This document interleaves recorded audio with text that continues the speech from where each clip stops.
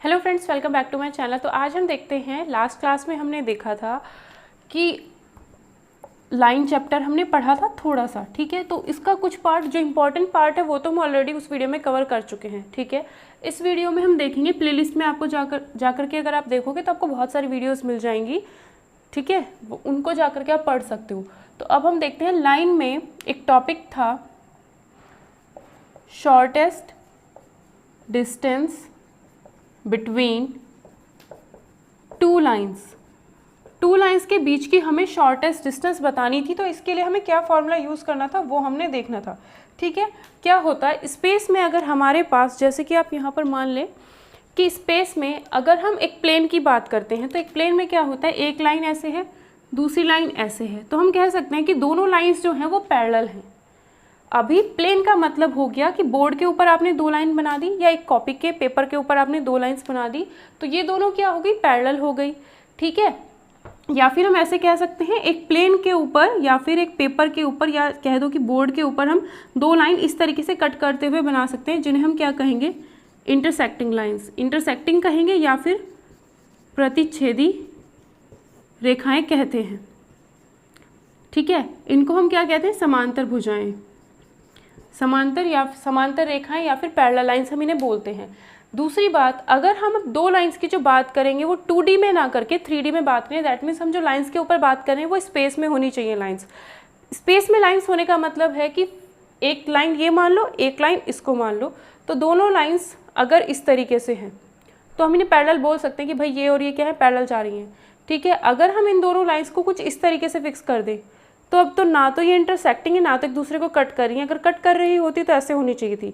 अगर ये इस टाइप से है, ना तो एक दूसरे को कट कर रही हैं और ना ही एक दूसरे के पैरेलल हैं, तो ऐसी लाइंस जो एक दूसरे को ना तो कट करें ना ही पैरेलल हो, स्पेस में होने चाहिए, मतलब 3D में। स्पेस में है, ये रूम के अंदर है, दैट मीन्स स्पेस के अंदर है, 2D प्लेन में नहीं है, ना तो फर्श पे है। प्लेन मतलब जैसे फर्श पे हो गया, बोर्ड के ऊपर हो गया, एक प्लेन के ऊपर होनी चाहिए, ठीक है। जैसे दोनों चीज़ें मैंने हाथ के ऊपर रख दी तो एक प्लेन में हो गई है। अभी क्या है, दोनों स्पेस में हैं, ठीक है। तो ना तो ये कट करती है एक दूसरे को, ना ही पैरेलल है एक दूसरे के, यानी समांतर है, ना प्रतिच्छेदी है। दैट मीन्स जो दोनों लाइंस होंगी वो कैसी कहलाती हैं, स्क्यू लाइंस कहलाती है। हिंदी में देख लेना उसको क्या बोलते हैं, हिंदी में मुझे पर्टिकुलर वर्ड याद नहीं है। तो उन दोनों लाइंस को हम क्या कहते हैं, स्क्यू लाइंस कहते हैं, ठीक है। इस चीज़ पर मैं काम करूँगी, हिंदी में ज़्यादा से ज़्यादा चीज़ें बताने की कोशिश करूँगी। जो मुझे हिंदी में ऑलरेडी पता है वो तो पता है, लेकिन कुछ नई नई चीज़ें जो सामने आ जाती है वो मुझे अभी नहीं पता है हिंदी में, तो उनके ऊपर मैं कोशिश करूँगी, ठीक है। तो स्क्यू लाइंस उनको हम कहते हैं। अब क्या होगा, जो हम लाइंस के बीच में डिस्टेंस के बारे में बात कर रहे हैं, दैट मीन्स जैसे हम ये बोल सकते हैं कि हमारे पास ये जो दो हैं वो स्क्यू लाइंस है। अब एक ये हो गई, एक ये हो गई, दोनों स्क्यू लाइंस हैं, ठीक है। अभी पकड़ने थोड़े शायद मुश्किल हो जाए मुझे। अब ये दोनों स्क्यू लाइंस है, इन दोनों स्क्यू लाइंस के बीच की जो डिस्टेंस होगी, और डिस्टेंस कैसे होनी चाहिए, शॉर्टेस्ट होनी चाहिए, यानी कम होनी चाहिए, सबसे कम होनी चाहिए। शॉर्टेस्ट मतलब सबसे कम होनी चाहिए। तो वो सबसे कम तभी होगी जब क्या होगा, दोनों लाइंस जो होंगी उनके बीच की जो भी आप डिस्टेंस निकालते हो, दैट मीन्स इतने, इस पेन की डिस्टेंस सिर्फ इतनी क्या होनी चाहिए, ये जो पेन है इस मार्कर के लिए भी परपेंडिकुलर हो और दूसरे मार्कर के लिए भी परपेंडिकुलर हो, तभी हम कहेंगे कि ये जो दोनों लाइंस है वो स्क्यू लाइंस, यानी दोनों मार्कर तो हो गए स्क्यू लाइंस, और जो इनके बीच की ये डिस्टेंस है वो परपेंडिकुलर डिस्टेंस होगी, जो मैंने इस पेन से सिर्फ इतनी शो की है।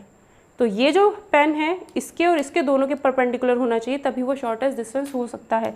2D फिगर में, इस 3D फिगर को इस तरीके से देख लो, अगर ये दोनों लाइन है तो इनके बीच की परपेंडिकुलर अगर आप ये लेते हो डिस्टेंस, तो वही क्या कहलाएगी, शॉर्टेस्ट डिस्टेंस उसकी कहलाती है, ठीक है। अब देखो इसका फॉर्मूला क्या होता है, अगर आपके पास, आई होप ये चीज़ समझ आई होगी। अगर वीडियो पसंद आए तो प्लीज़ लाइक और शेयर और कमेंट करना मत भूलना।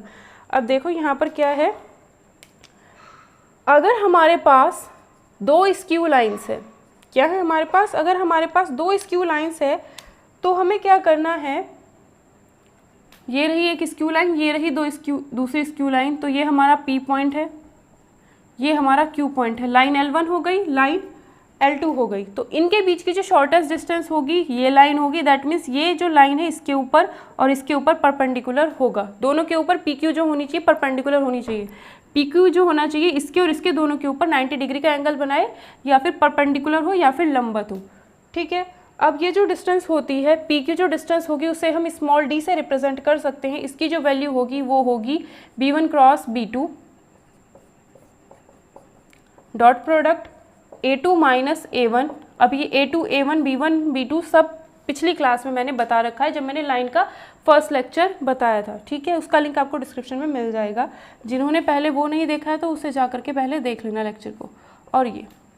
और ये पूरी जो वैल्यू होनी चाहिए पॉजिटिव वैल्यू ही हमें निकालनी है, क्योंकि जो डिस्टेंस होती है वो हमेशा पॉजिटिव होती है, ठीक है। तो ये चीज़ हमने बतानी है, ठीक। तो ये तो हो गई हमारी वेक्टर फॉर्म में। ये जो हमारी आई है डिस्टेंस निकालना, ये तब है जब आपको दोनों लाइन की इक्वेशन पता हो इन वेक्टर फॉर्म, ठीक है। दोनों लाइन की इक्वेशन पता हो इन वेक्टर फॉर्म। और दूसरी जो है हमारी डी की जो वैल्यू हो जाएगी वो हो जाएगी x2 minus x1 y2 minus y1 z2 minus z1 upon में क्या आएगा, सॉरी अपॉन बोल रही हूँ, a1 b1 c1 a2 b2 c2। यहाँ पर क्या चीज़ आएगी, इस पूरे डिटर्मिनेंट के अपॉन में क्या आएगा, अंडर रूट इन दोनों लाइन से ही हम यहाँ पर चीज़ बना देंगे। क्या लिखना है, इसको छिपाओ b1 c2 minus c2 b1। क्या करना है, b1 c2 minus c1 b2 का होल स्क्वायर प्लस इसको छिपाओ c1 a2 minus c2 a1 का होल स्क्वायर प्लस इसको छिपाओ a1 b2 minus b2 a1 a1 b2 minus a2 b1 का whole square, ठीक है। यहाँ पर जो a1 a2 b1 b2 है वो इससे बिल्कुल अलग है, क्योंकि अगर फर्स्ट लाइन की इक्वेशन आपकी vector r equal to vector a plus lambda vector b1 है, ये आपकी फर्स्ट लाइन की इक्वेशन है, ठीक है। a1 का मतलब है जिस पॉइंट से ये लाइन पास हो रही है तो वो a1 यहाँ रहा, यहाँ पे हम a1 से a1 वेक्टर रखेंगे, ठीक है। इस पॉइंट से बनने वाला जो भी वेक्टर होगा वो यहाँ रखा जाएगा। अगर सेकेंड लाइन की equation vector r is equals to a2 plus lambda b2 है तो a2 मतलब ये Q पॉइंट, या फिर हम कहेंगे इस लाइन का एक ऐसा पॉइंट जो, या फिर हम कहेंगे कि इस लाइन के ऊपर एक पॉइंट है वो a2 है, ठीक है। तो वो a2 ये रखा जाएगा। a2 पॉइंट से बनने जो भी यहाँ पर पॉइंट होगा जिससे ये लाइन पास हो रही होगी उससे वेक्टर बना करके a2 यहाँ पर रख दिया जाएगा, ठीक है। उसके बाद क्या है, वेक्टर b1 और वेक्टर b2। वेक्टर b1 और वेक्टर b2 आपको पता ही होंगे कि इस लाइन के dr से बनने वाला वेक्टर और इस लाइन के dr से बनने वाला वेक्टर b1 b2 है, ठीक है। वही यहाँ पर यूज़ हुआ है, यहाँ पे क्रॉस प्रोडक्ट यूज़ हुआ है, यहाँ पर माइनस यूज़ हुआ है दोनों का। x2 x1 y2 y1 z2 z1 क्या है, जो आपका वेक्टर a1 है वो यहाँ पर मान लो ये वाला पॉइंट है या कोई भी पॉइंट है इस लाइन के ऊपर, जो भी पॉइंट होगा उसके कोऑर्डिनेट होंगे आपके x1 y1 z1, तो वो तो x1 y1 z1 हो गया। x2 y2 z2 का मतलब है इस लाइन के ऊपर कोई भी पॉइंट होगा आपका x2 y2 z2, ठीक है। a1 b1 c1 इस लाइन के drs a2 b2 c2 second line के drs होंगे। तो चाहे तो आप इसको यूज़ कर सकते हो, चाहे आप इसको यूज़ कर सकते हो, अगर आपको डिस्टेंस निकालनी है बिटवीन टू स्क्यू लाइंस, ठीक है। अब देखते हैं यहाँ पर distance between two parallel lines. अगर दो लाइंस पैरेलल होती हैं तो उसमें क्या होता है, vector equal to vector r is equals to vector a1 plus lambda vector b, vector r is equals to a2 plus lambda या फिर म्यू कहो, दूसरी इक्वेशन है क्योंकि वेक्टर b। जब दो लाइन पैरेलल होते हैं तो dr सेम होते हैं, दैट मीन्स जो dr से बनने वाला वेक्टर b होगा वो भी हमारा सेम ही होता है, ठीक है। तो distance between two parallel lines की का फॉर्मूला क्या हो जाता है, vector b cross product a2 minus a1 magnitude of vector b, और पूरे का मैग्नीट्यूड ही लेना, यानी पॉजिटिव वैल्यू ही लेनी क्योंकि डिस्टेंस हमेशा पॉजिटिव होती है। तो अब इससे रिलेटेड कुछ क्वेश्चंस देख लेते हैं, शॉर्टेस्ट डिस्टेंस से रिलेटेड कुछ क्वेश्चंस हम देख लेते हैं, ठीक है। फिर लाइन चैप्टर में जो इंपॉर्टेंट चीज़ें थी वो आपकी ख़त्म हो जाएंगी। एक क्वेश्चन देखते हैं जो हमने पढ़ा उसी से ये रिलेटेड है, ठीक है। तो इस क्वेश्चन में क्या कहा है, find the shortest distance between the lines L1 and L2। L1 line ये है, L2 लाइन की इक्वेशन ये है जो कि वेक्टर फॉर्म में दे रखी है, दैट मीन्स ये जो है वेक्टर इक्वेशन है, ठीक है। आर में अगर दे रखा होगा तो वेक्टर इक्वेशन ही होगा। अब इसमें कहा है कि हमें क्या निकालनी है, shortest distance between two lines. तो हमारे पास फॉर्मूला ये पता ही है। सबसे पहले ये चीज़ चेक करना कि ये वेक्टर और ये वेक्टर सेम तो नहीं है, जो वेक्टर बी है वो सेम तो नहीं है। अगर ये दोनों वेक्टर बिल्कुल सेम है दैट मीन्स दोनों लाइंस पैरेलल होंगी। अगर ऐसा होता है तो दोनों लाइंस पैरेलल होंगी, तो जो पैरेलल लाइन का हमने फॉर्मूला देखा है वो हमने यूज़ करना है, ठीक है। अब देखो इसमें क्या है, वेक्टर b1 वेक्टर b2 का मतलब क्या है, ये होता है वेक्टर b1 फर्स्ट लाइन के लिए और ये होगा वेक्टर b2 सेकंड लाइन के लिए। क्या निकालना है, क्रॉस प्रोडक्ट। क्रॉस प्रोडक्ट का मतलब क्या होता है, i j k लिखो, वेक्टर b1 के अंदर कौन कौन है, i j k, पहले i के नीचे 2, j के नीचे उसके साथ में कौन है -1, k के साथ में कौन है 1, ठीक है। सेकेंड वेक्टर में i j k, i के साथ कौन है 3, j के साथ कौन है -5, k के साथ कौन है +2।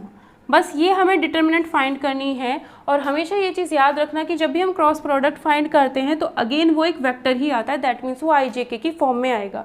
अगर आप डॉट प्रोडक्ट निकालते हो दो वेक्टर्स का तो वो ऑलवेज स्केलर क्वांटिटी आता है, दैट मीन्स वो कोई नंबर वगैरह आएगा, उसमें i j k नहीं होगा, ठीक है। सिंपल भाषा में कहो i j k नहीं होगा। अब ये क्या आएगा, जैसे इसके डिटर्मिनेंट फाइंड करेंगे i दिस इंटू दिस, यानी कितना हुआ -2 + 5 दिस इंटू दिस, ठीक है,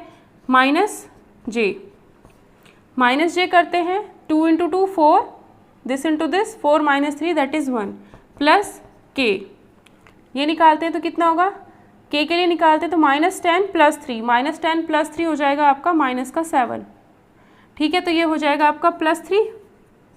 तो जो वेक्टर आ जाता है, अगर हम b1 क्रॉस b2 की बात करें तो वो हमारा क्या आता है, 3i - j प्लस -7k, ये आ गया हमारा b1 क्रॉस b2। अब निकालना है a2 - a1, फिर दोनों का करना है हमने डॉट प्रोडक्ट, ठीक है। तो अब हम निकालते हैं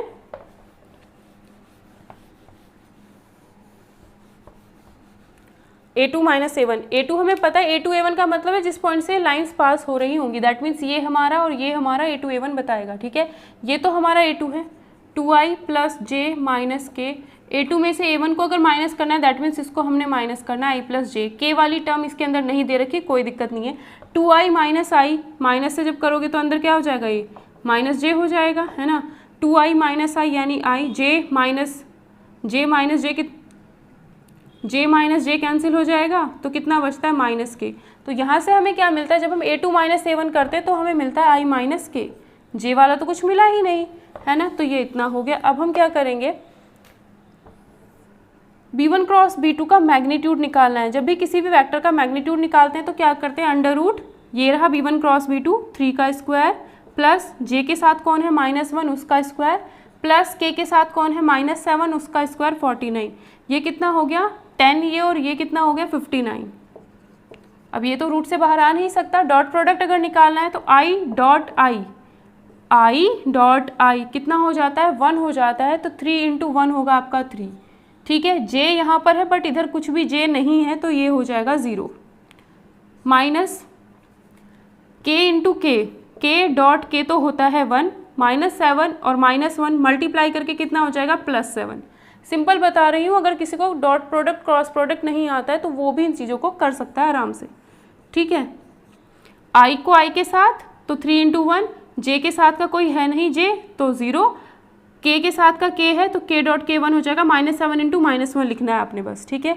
ये कितना हो गया 10/√59, और क्या करनी है, इसकी जो भी वैल्यू आए आपने पॉजिटिव ही रखनी है। तो ये कितना हो जाएगा, यही हमारी डिस्टेंस हो जाएगी बिटवीन दीज टू लाइन्स, यही हमारा क्या हो जाएगा, इसका आंसर हो जाएगा। आगे हमें जो क्वेश्चन दिया है उसमें क्या है, देख करके जब भी आपको शॉर्टर डिस्टेंस पूछे बिटवीन टू लाइंस, सबसे पहले आपको क्या देखना है, ये देखो दोनों सेम है, ये वेक्टर और ये वेक्टर सेम है, या फिर ऐसा भी हो सकता है ये दोनों प्रोपोर्शनल हो। दैट मीन्स अगर ये वेक्टर लिखा हुआ है तो इसमें किसी भी नंबर से मल्टीप्लाई करके ये वाला वेक्टर बना रखा हो, तो आपको एक खुद दिखना चाहिए कि ये वाला जो वेक्टर है इसके मल्टीपल से ही बना हुआ है, ठीक है। तो ऐसे केस में क्या हो जाता है, दोनों लाइन्स पैरेलल हो जाती है, तो पैरेलल लाइन वाला फॉर्मूला हम यूज़ करेंगे। तो पैरेलल लाइन के जो फॉर्मूला होता है वो क्या होता है, b तो इसमें सेम ही होगा, क्रॉस a2 - a1, और नीचे क्या आ जाता है, b वेक्टर का ही मैग्नीट्यूड आ जाता है, ठीक है। और पूरे का मैग्नीट्यूड यानी पॉजिटिव वैल्यू लेनी है क्योंकि डिस्टेंस ऑलवेज भी पॉजिटिव। तो इसने कहा है कि वेक्टर बी दैट मीन्स ये दोनों जगह सेम ही है, तो हमने लिख दिया 2i, ठीक है। इसका क्रॉस प्रोडक्ट निकालना है, तो क्रॉस प्रोडक्ट निकालना है तो that means i j k हम लिखेंगे। फर्स्ट वेक्टर तो ये है, तो दैट मीन्स इसके जो ये लिखे हुए हैं 2 3 6 i j k के साथ जो है i के नीचे i वाला, j के नीचे j वाला, k के नीचे k वाला हमने लिख दिया। a2 - a1 दूसरा वेक्टर होगा तो इसको निकालो, a2 ये है a1 ये है, दोनों को माइनस करो, i में से i वाला माइनस कर दो तो 2i आएगा, प्लस 3j में से j वाला माइनस करोगे तो आपको j मिलेगा, -5k में से -4k अगर आप माइनस करोगे तो आपको -k मिलेगा।